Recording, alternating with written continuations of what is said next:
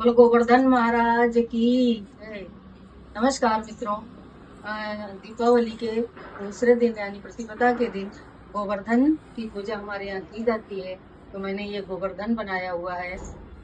इसके बाद में फिर हमने ये सारा सामग्री बनाया हुआ है। खील, खिलौने, ड्राई फ्रूट और मिठाइयाँ, इस तरह से सब चीजों को बना करके और इनका भोग लगाया जाता है। जब तक हम इनकी पूजा नहीं कर लेते हैं तब तक उनको फास्ट रखना पड़ता है। पूजा करने के बाद ही हम चाय पानी कर सकते हैं।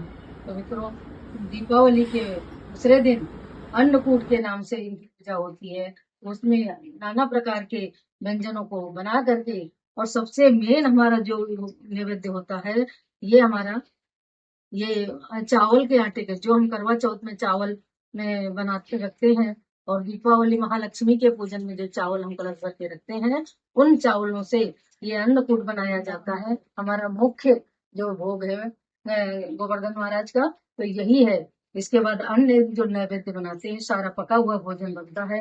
तो हम इनके ऊपर पहले दूध चढ़ा देते हैं, थोड़ा सा इनको दूध। ओम नमो भगवते वासुदेवाय। इसके बाद में फिर हमने जो अपना भोग बनाया है, वो मैंने भोग अर्पित कर दिया है। फिर सारे नैवेद्य जो बनाए वो मृत्यु फलम निवेदितम, तो जो नैवेद्य मैंने बनाए हुए हैं वो सारे नैवेद्य, छोले पूरी हलवा और खीर खिलौने, जो भी मैंने सामग्री बनाई है, सारा 56 भोग तो मैं नहीं बना पाई हूँ, लेकिन जितना भी मेरे से बन सका है वो सारी सामग्री मैंने तैयार करके गोवर्धन महाराज की पूजा की है। और पूजा करने के बाद में फिर हम यहीं पर यही अन्नकूट को खा करके थोड़ा सा मुंह में रखते हैं और इसके बाद में हम इससे भोग लगाते हैं। यहीं पर बैठ के हमारे यहाँ भोजन किया जाता है। तो हम इसको थोड़ा सा ले करके हम यहीं पर खा लेते हैं और खाने के बाद में फिर हम पानी पी लेते हैं। तो हमारा ये व्रत यहीं पर खोला जाता है। तो मित्रों, ये दीपक जला के इसके ऊपर रख देते हैं, तो ये दीपक सारे दिन जलता रहता है। और इसके ऊपर हम ये मिट्टी का दीपक एक रख देते हैं, तो इसको ऐसे में ढक देते हैं जिससे कि इसमें काजल तैयार हो जाता है। तो ये काजल मित्रों हमारे यहाँ साल भर रखा जाता है। तो बच्चों की आंखों में लगाया जाता है, हम स्वयं भी लगा लेते हैं। तो ये हमारे यहाँ बहुत शुभ माना जाता है काजल बनाना। हमारे यहाँ की ये मान्यता है, इस दिन का बनाया हुआ काजल आंखों को अच्छी स्वस्थ रखता है, रोशनी देता है। और अगर नहीं भी लगाते हैं तब भी इस चावल को हम बना करके ये काजल को बना करके हम घर में अवश्य रखते हैं। तो मित्रों, इनको मैंने बनाया, मैं आपके सामने दिखा रही हूँ, उनकी पूजा कर रही हूँ। और पूजा करने के बाद में फिर हम इनका भोग लगा दिया सारी चीजों का।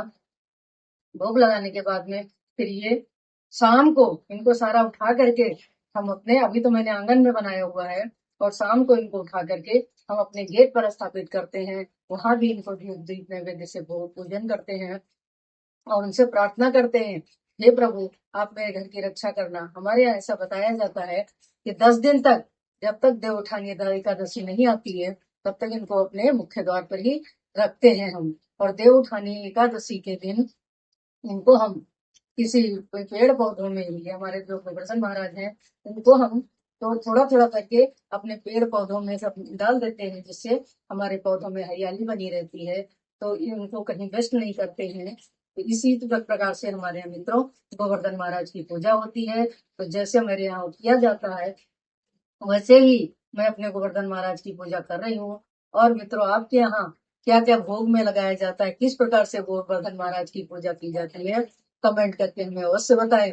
और हमने जो पूजा की है, वो हमारी पूजा यदि आपको अच्छी लग रही हो तो मेरे चैनल को लाइक करें, सब्सक्राइब करें और कमेंट अवश्य करें। जय माता दी। बोल गोवर्धन महाराज की